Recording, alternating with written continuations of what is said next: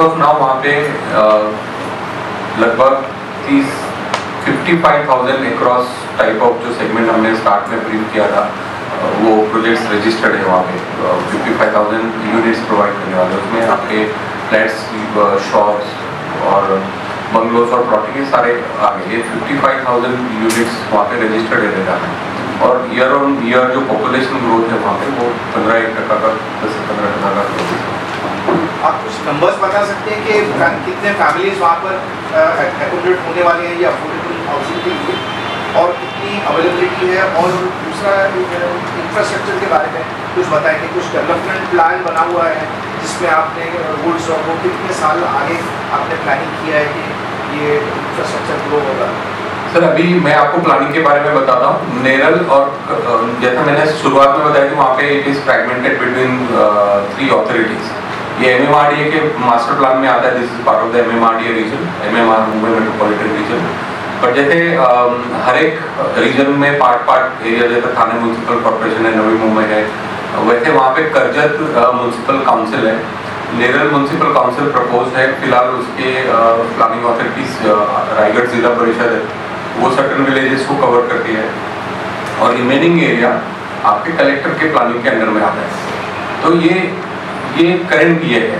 तो ये अभी रिसेंटली जो नेरल, मैंने बताया आपको, नेरल का जो डेवलपमेंट रायगढ़ जिला परिषद के अंदर में जो एरिया आता है, उसके रिसेंटली उन्होंने प्लान प्रपोज किए हैं, और अभी फिलहाल यूडी के पास है। We are expecting that to be approved in next couple of month. Karjat municipal council का अपना एक जोन ऑफ वर्किंग है, उसके डेवलपमेंट प्लान बने हुए हैं। और जैसे मैंने आपको स्टार्ट में ब्रीफ किया कि हमने प्रपोज किया, और MMRDA भी उस लाइन पे वर्क कर रही है कि आप एंटायर ये जो रीजन है, इस रीजन का एक प्लानिंग ऑथोरिटी सिंगल कीजिए, ताकि इसका और डेवलपमेंट बेटर हो सकेगा। Because we expect a lot of population to grow post ये सारे इंफ्रास्ट्रक्चरल डेवलपमेंट होने के बाद में। और जो अगले 1-2 साल में आप देखेंगे कि 2-3 प्रोजेक्ट तो जो गुजरात बड़ौदा हाईवे है, वो भी अगले 1-2 साल में ऑलरेडी टनलिंग का वर्क स्टार्ट हो गया है। पनवेल करजत रेलवे लाइन भी बाई 2024 ऑलरेडी डिक्लेयर्ड है, 2025 अर्ली हो जाने का एक्सपेक्टेड है, और लोकल ट्रेन चालू हो जाएंगी।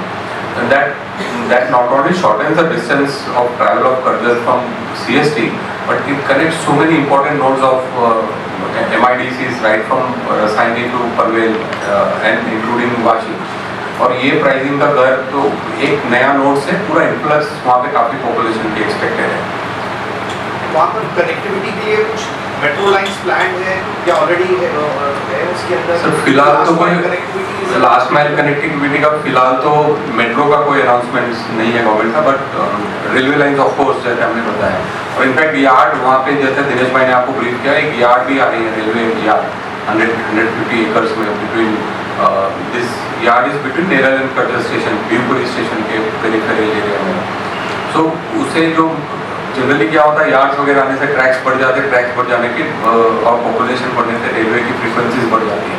एंड ऑब्वियसली जब 2 बाजू से ट्रेन आती है, and you must be also aware कि अभी मुंबई से जो लॉन्ग डिस्टेंसेस ट्रेन बाहर निकल रही है, most of the train are now getting terminated, they have plan to terminate them at this side, Kalyan on one side, and Panvel में भी काफ़ी बड़ा टर्मिनस बनना है। तो ऑब्वियसली सारे लोगों का एक कंसोलिडेटेड यार्ड कहीं पे बनाना हो इस रीजन में, तो उससे क्या होगी, ट्रेन की फ्रीक्वेंसीज ऑटोमेटिकली यहाँ पे काफ़ी बढ़ जाने वाली है, एंड ऑब्वियसली पॉपुलेशन भी बढ़ रहा है, तो that will be taken care of in future. But this is the local mass, जिसको हम बोलते हैं मास ट्रांसपोर्ट सिस्टम, वो बढ़ जाएगी। How do we take care of the fresh water and the sewage water infrastructure for the accommodating so many of people who are going to be coming up in the next maybe 10-15 years? तो सबसे पहले मैं fresh water का बताता हूँ sir. Entire Navi Mumbai को जो पानी सप्लाई करता है वो डैम वहाँ पे है। There are lot of dams and water source. Maharashtra का चिरापुंजी बोला जाता है big 2 hills, specially the Sahyadri hills, it's a catchment area. और सह्याद्री हिल्स की तरफ टेक्निकल है, रेन शैडो एरिया होता है, तो ये पूरा पानी बह के इधर आते हैं। There are lot of small और big dams and there are proposed few dams also going up, coming up. Dinesh bhai has information about. There is one dam already in Karjat, which is Morwe Dam. ये NMMC का है, ये बनाया गया था MJP के through, and then NMMC took over. अभी latest dam which is going to be built in Karjat, it is again for Panvel Municipal Corporation. So as Gautam bhai said, this region has lot of water catchment areas as well as Bhimashankar hills जो ऊपर है नारायणगांव जूनर पूना की तरफ में, वहाँ से continuous there is Tata का plant where the power is generated. So through that there is a river called Page River. It is perennial. वो डैम से पानी छोड़ा जाता है, 365 दिन वहाँ से पानी बहता है, and this again goes and connects to Ulas River. And Ulas River and Page rivers align. Everybody is lifting water from this rivers only for all the purposes across. And इसके अलावा भी जो करजत नेरल में डेवलपमेंट्स हो रहे हैं, तो हाल फिलहाल अगर आप देखें तो बड़ी बड़ी ब्रांड्स ने भी वहाँ पर प्रोजेक्ट लॉन्च किए हैं. Developers like Ariant, developers like Kalpataru, other. We have given you ticket. हमने आपको टिकट प्राइस जो बताया 15 लाख से 1 करोड़ तक का. करजत में कुछ फार्म हाउसेज है, कुछ सेकेंड होम्स है जो हमने इसमें कनेक्ट नहीं किया है, जो 2.5 से 3, 3.5, 4 करोड़ के ऊपर भी बिक रहे हैं. बट वो मासस के लिए नहीं है. इसके लिए हमने मासस का जो सब्जेक्ट है जो आज एड्रेस करना है उसी टिकट साइज के बारे में बताया, which is 15 lakhs to 1 crore. Latest launch if you see जो अभिनंदन लोढ़ा जी ने किया, हाउस ऑफ अभिनंदन लोढ़ा, उनका जो प्रोजेक्ट है वो भी लगभग 400 एकड़ का है. उन्होंने भी प्लॉटिंग लॉन्च किया है. There are few more other corporates who have bought land and they are about to launch their project in this same region, because Bharat देश में जब तक इंफ्रास्ट्रक्चर दिखता नहीं है, कनेक्टिविटी इंप्रूव नहीं होती है, लोगों का कॉन्फिडेंस नहीं आता है. तो जब दिखता है तब बिकता है. Now it is shaping up. इसके कारण ट्रैफिक भी बढ़ रहा है, लोग भी आ रहे हैं, ट्रेन का ट्रैफिक भी बढ़ रहा है, नंबर ऑफ फ्रीक्वेंसी भी बढ़ रही है. जो लोकल बसेस है, एनएमएमसी से लोकल बस रन हो रही है करजत डेली अप डाउन हर 2 घंटे में. सो ये सब जो ट्रैफिक है इसके कारण किधर न किधर ये दर्शाया जाता है. आज से 5 साल 6 साल पहले अगर आप करजत जाते थे तो लोग बोलते थे सेकेंड होम डेस्टिनेशन है, हॉलीडे, कौन से रिसोर्ट जा रहा है. बट आज कोई वो नहीं बोलता कौन से काम से जा रहा है. So if you see on an normal weekday also travelling to Karjat, road के ऊपर आपको काफ़ी ट्रैफिक दिखेगा. तो काफ़ी ट्रैफिक है, काफ़ी व्यवसाय है, काफ़ी जॉब अपॉर्चुनिटीज है. Here that is why we are selling कि 15 लाख से लेकर 1 करोड़ तक हर बजट के लिए, हर एक के लिए यहाँ पर आपको घर मिलेगा. Within 5 to 6 years मुंबई में 8.5 lakhs होम की रिक्वायरमेंट है अभी भी. और वो जो 67% सेगमेंट है वो टेक केयर करने के लिए, वो सेगमेंट के सबसे बड़ा आज की तारीख में रिक्वायरमेंट है. मेरे वर्क प्लेस से मैं 1 से 1.5 घंटे का ट्रैवलिंग अफोर्ड कर सकता हूँ with the smaller ticket price. जैसे ये इंफ्रास्ट्रक्चर डेवलप हो जाएगा वो काफ़ी सारी segment move to this area. तो that's why this is called Mumbai 3.0. हम लोग उसको एक बड़े विजन के साथ नंबर ऑफ डेवलपमेंट्स वहाँ पे आ रहे हैं, हम लोग उसको कंसिडरेशन कर रहे हैं. I forgot to mention कि Mumbai when we are discussing about Panvel Karjat railway track, Panvel railway Karjat track के दोनों टनल्स का काम हो चुका है, एक्सकवेशन का काम हो चुका है. जहाँ पर कलवर्ट ब्रिजेस है they are almost 65% complete. Secondly ये जो पनवेल करजत रेलवे ट्रैक जो बन रही है, it is not going to connect to the same Karjat railway station. They have acquired a bigger land and they are making Karjat terminus. जैसे मुंबई में पहले मुंबई सेंट्रल सबसे बड़ा स्टेशन था, आउटगोइंग ट्रेन वहाँ से निकलती थी. उसके बाद में Panvel was one and they are trying to decentralise, decongest the whole city. Kurla है, बैंड्रा है, तो पनवेल है. तो करजत से भी वैसे ही एक टर्मिनस है जहाँ से आउट स्टेशन की ट्रेन निकलेगी and they are making a new terminus at Karjat for the same. Sir Neral Karjat के किसी डेवलपर के पास मिलेगा. उसके बाद सबसे बड़ी इम्पोर्टेंट चीज़ है ये एक यूटर्न कनेक्टिविटी है. एक्सटेंडेड सबऑर्ब्स ऑफ एमएमआर में एक यूटर्न कनेक्टिविटी है जहाँ पे आप इस तरफ जाएंगे तो ऑलरेडी जो एग्जिस्टिंग वर्कफोर्स है बदलापुर वगैरह जो एमआईडीसी है आप उससे कनेक्टेड हो. नेक्स्ट यूटर्न लेके करजत से आगे जाते हैं with the new railway line being propose. वहाँ से आप रसायनी से लेकर के वाशी, नवी मुंबई तक और इधर थाना तक आप एक सेंट्रिक जो डेवलपमेंट देखते हो वहाँ पे इजीली एक्सेसिबिलिटी है और आप काम कर सकते हैं. तो आपको प्लस वहाँ पे social infrastructure, educational hub Karjat को बोला जाता है. मतलब टूरिस्ट, सेकेंड होम और एजुकेशनल, ये 3 चीज़ें के लिए बहुत पॉपुलर है करजत ऑलरेडी पहले से.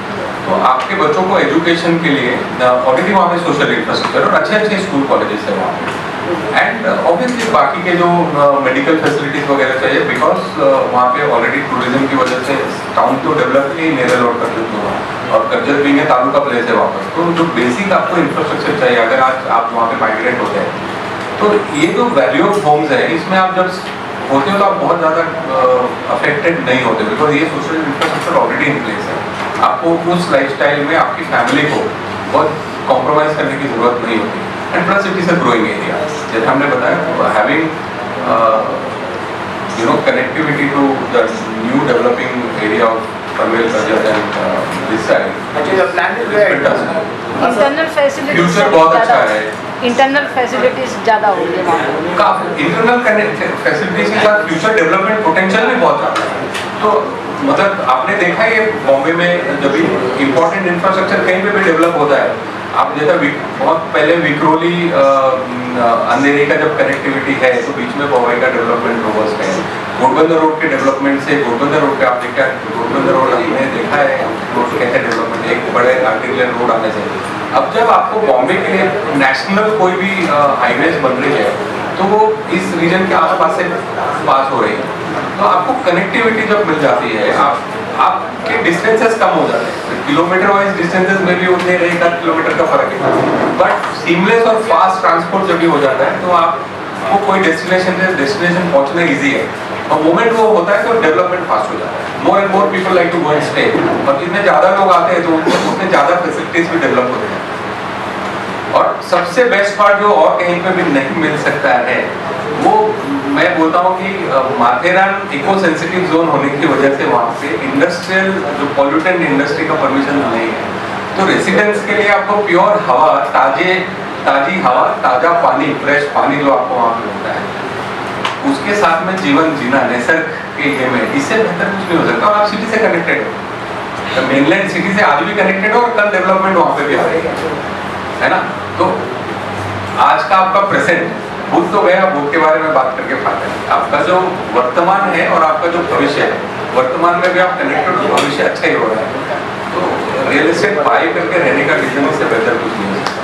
आप थोड़े आगे आ जाए, वहाँ पे जो रेंट पे करें उससे सस्ते में आपको EMI में घर मिल रहे हैं और अच्छे क्वालिटीज के अच्छे लाइफस्टाइल के घर मिल रहे हैं, तो क्यों।